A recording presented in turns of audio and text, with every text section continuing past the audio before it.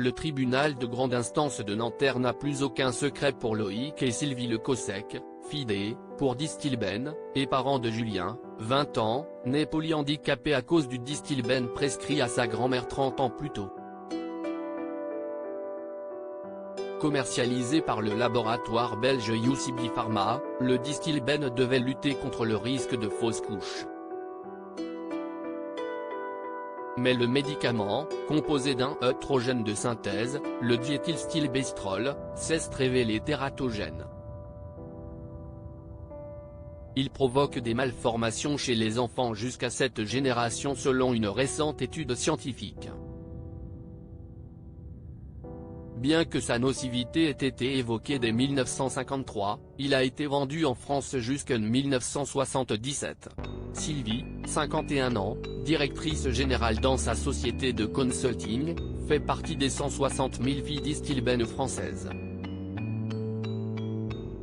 Et son fils Julien, handicapé à 80%, est la troisième génération.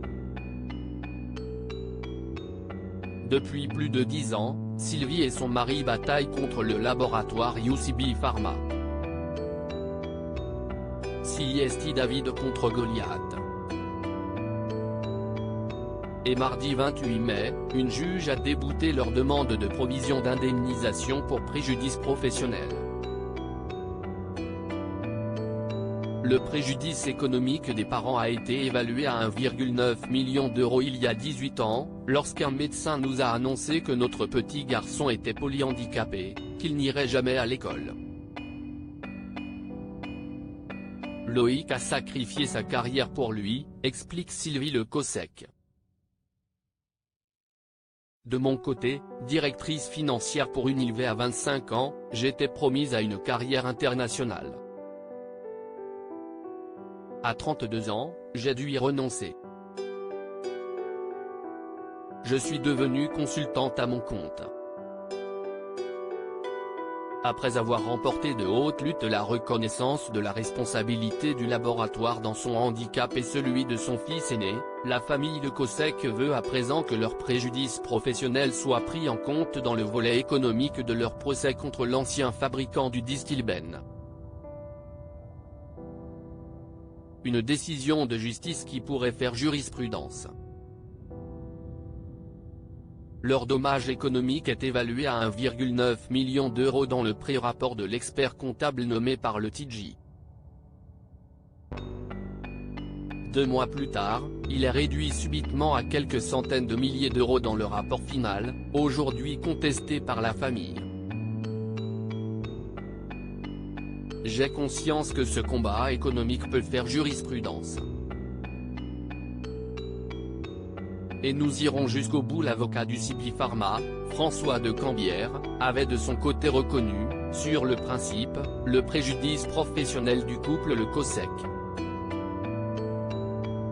Alors en attendant que leur procès débute, en 2020, la famille demandait une provision de 600 000 euros au laboratoire. Mais ils viennent donc d'être déboutés par la juge du TJ de Nanterre, au motif étonnant et discriminatoire que Sylvie Le Cossec percevrait un salaire élevé.